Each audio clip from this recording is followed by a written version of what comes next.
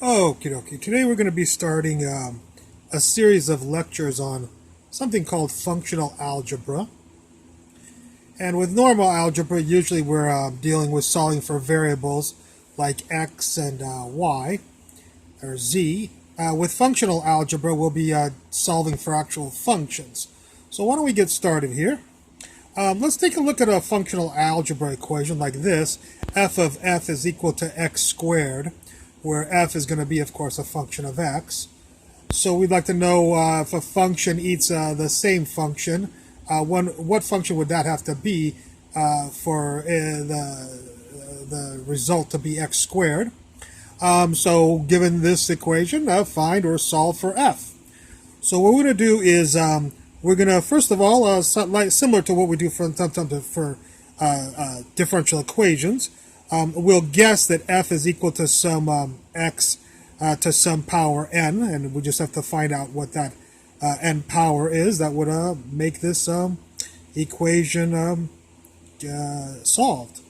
So if we have guessed that f is equal to x to the n, then f of f, this function eating this function, would be x to the n, of course. You'd stick this into the function. So f of f equals x to the n to the n. X to the n, of course, is x to the n squared. And that's f of f, which is this guy. And that equals this guy, which is x squared right here. So this equation with this guess becomes this equation. Well, we can see that the n squared would have to equal 2. And so n would have to equal plus or minus the square root of 2. So we'd have two solutions to this equation for f. F equals x to the square root of 2, or f equals x to the negative square root of 2. Okay. Let's take a look. Let's not take a look at this right now. We'll take a look at that later on. Let's now generalize this singular solution into many solutions. So this time we're going to say f of f is equal to x to the z, where z is some constant like 2 or 3 or 4. Well, again, we'll guess f equals x to the n for this equation, and we'll stick in x to the n, have f of f is equal to x to the n to the n as it was before. So x to the n squared equals x to the z.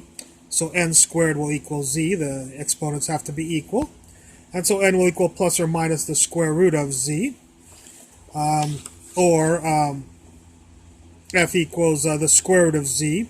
Or f equals negative the square root of z. So now we can solve any power here. If x is 121, this will be the solution. F will equal the square root of 121. F will equal x to the negative square root of 121. So there'll always be two solutions, assuming, of course, these are all real numbers. We'll deal with imaginary numbers later on.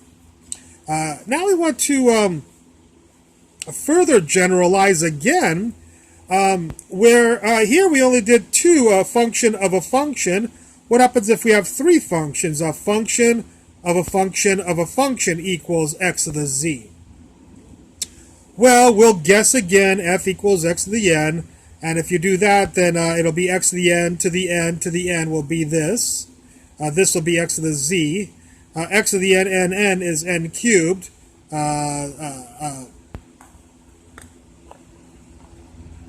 Will be the power here will be n cubed, and the power here will be z. So we'll get n cubed equals z for just looking at the powers of the x's here.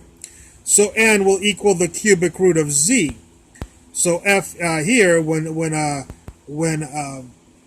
number of recursive functions here is odd, like 3, then you'll have a cubic root of z. You'll only have one solution. And so we will generalize that. If we were to, we'll write this as f, not sub n.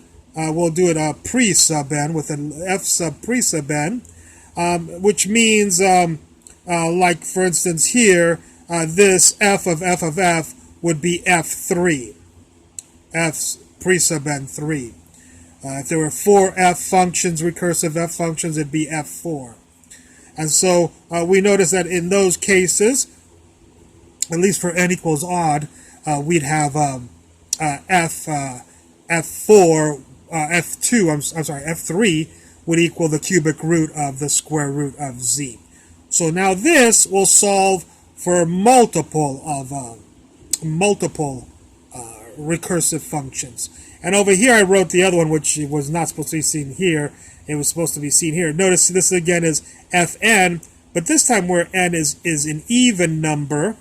So if you have f2, this is f2 right here, because there's 2 recursive f functions, or f4 or f6, then we go to this formula, and of course we'll have 2 solutions, a plus and a minus. Otherwise they're the same solution.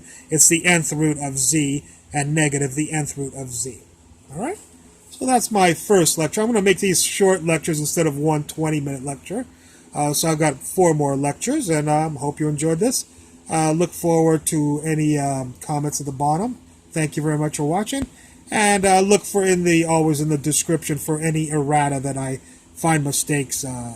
If I find mistakes in the future for this lecture, always look in the description.